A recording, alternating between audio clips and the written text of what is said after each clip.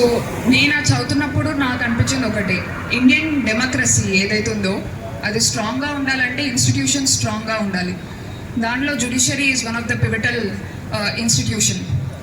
Bureaucracy అనేది ఇంకో institution. So as a representative, as a future representative of bureaucracy, I wanted to highlight two things that kind of inspired me. That kind of inspired me. So first is about the risk-taking nature of the institution of judiciary. నేను చదువుతున్నప్పుడు నాకు ఒకటే అర్థమైంది ఏంటంటే, judiciary అన్నది times change అయ్యే కొద్దీ it kept up with the changing times.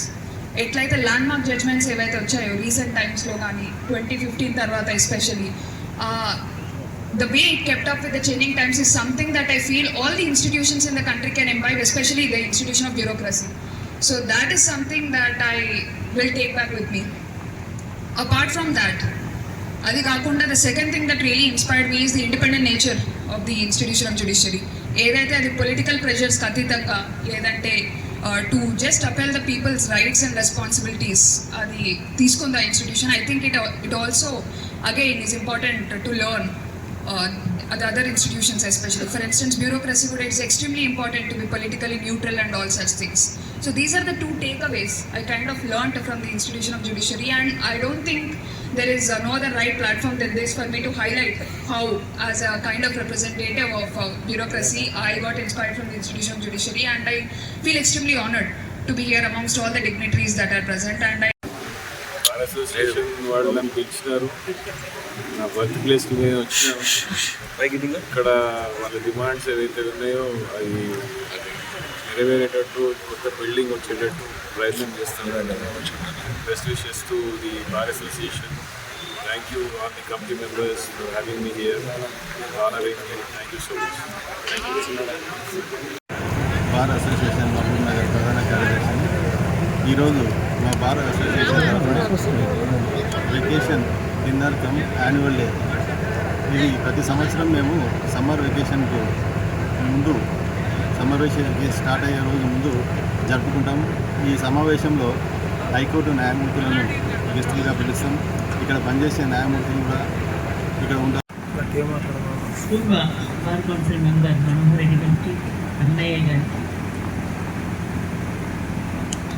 judicial officers की, senior advocates की, brother and sister advocates की, ladies and gentlemen, అందరికీ నమస్కారం.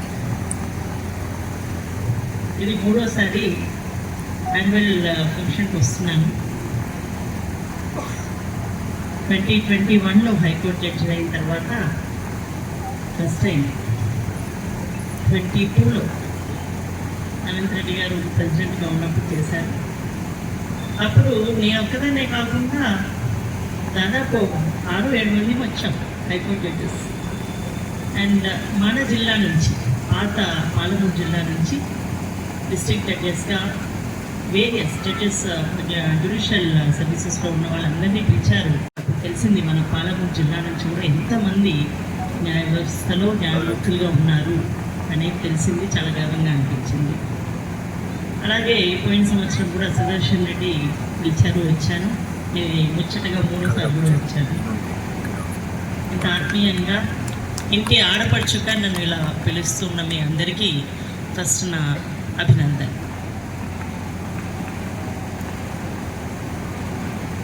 యాన్యువల్ డే అనగానే అంటే ముందు ఫస్ట్ చూస్తే చాలా తక్కువ మంది ఉన్నారు. ఇది మనం ఒక చిన్న రౌండ్ టేబుల్ కాన్ఫరెన్స్ చేసుకుంటే సరిపోతుందేమో అని అనిపించింది. కానీ ఇప్పుడు అందరూ వచ్చారు, చాలా ఆనందంగా ఉంది. యాన్యువల్ డే అంటే మనం సంవత్సరంలో చేసిన అన్ని ప్రోగ్రామ్స్ అన్నిటినీ ఒకసారి నెమరు వేసుకొని ఇంకా చేయాల్సిన పనులే ఉన్నాయి, మనకు కావాల్సిన పనులే ఉన్నాయి అనేది ఒక వెనక్కి చూసుకోవాల్సిన టైం. అంటే ఇది మామూలుగా ఇక్కడ ఏమి జరుగుతుందంటే కొత్త బాడీ మళ్ళీ ఫస్ట్ తీసుకోగానే ఛార్జ్ తీసుకోగానే ఈ ఫంక్షన్ మొదలుపెడుతున్నారు. సో ఏమేమి కార్యక్రమాలు చేపట్టాలనుకుంటున్నారు అనేది ఒక రిపోర్ట్ ఒకటి ఇలా తయారు చేసుకుంటే కూడా ఈ రోజుతో ఇలా మొదలు పెడితే చాలా బాగుంటుంది. అది నా అభిప్రాయం. నేను మొన్న లాస్ట్ టైం కూడా చెప్పాను, మొన్న కూడా సుదర్శన్ రెడ్డి గారు వచ్చినప్పుడు చెప్పాను. మనం ఎంతమందిని ఇప్పుడు ఆల్రెడీ న్యాయమూర్తులుగా ఉన్నాము అనేది కాదు, మనం ఇంకా ఎంతమందిని మనము ఈ న్యాయ వ్యవస్థలోకి పంపించగలుగుతాం అనే దాని మీద మనం ఫోకస్ చేయాలి. మన జ్యుడిషియల్ ఆఫీసర్స్ ఇక్కడ ఉన్నారు.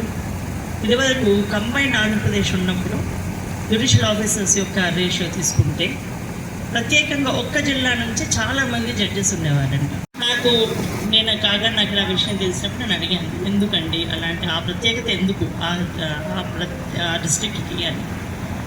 అంటే ఏంటంటే అక్కడ ఉన్న సీనియర్స్ చూపిస్తున్న చొరవ.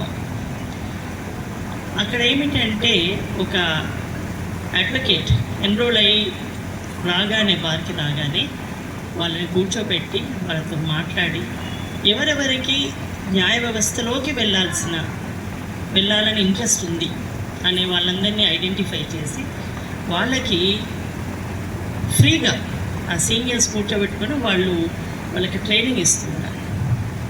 ఆ విధంగా ట్రైనింగ్ ఇవ్వడం వల్ల ఏంటి, maximum judges are from Srikakulam. ఇక్కడ కూడా ఇంతకుముందు మనోహర్ రావు గారు చెప్పారు 75 నుంచి ప్రాక్టీస్ చేస్తున్నారు. అలాంటి ఎంత చదువుకున్న వేస్టేజ్, వారి అనుభవం అంత గొప్పది. ఓన్లీ థియరీగా మనం చదువుకుంటే రాదు, ఎక్స్పీరియన్స్ కావాలి. ఆ ఎక్స్పీరియన్స్ వీళ్ళందరి దగ్గర ఉన్నప్పుడు అలాంటి వారి యొక్క అనుభవం ఒక స్ఫూర్తి కింద తీసుకొని అలాంటి వాళ్ళ సహకారం తీసుకొని ఒక చిన్న ట్రైనింగ్ సెంటర్ లాగా ఎందుకు ఏర్పాటు చేయకూడదు, ఒక స్టడీ సర్కిల్ లాగా ఎందుకు ఏర్పాటు చేయకూడదు.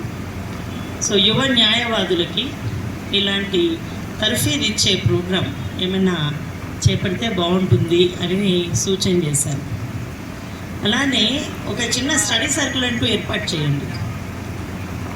ఏదో ఒక టాపిక్ పైన ఎవ్రీ మంత్ ఒక టాపిక్ తీసుకోండి. ఓ landmark judgement of the supreme court తీసుకోండి, వేరియస్ హైకోర్ట్స్ నుంచి వస్తున్న జడ్జిమెంట్స్ తీసుకోండి. దానిపైన ఒక చిన్న డిస్కషన్. ఎందుకంటే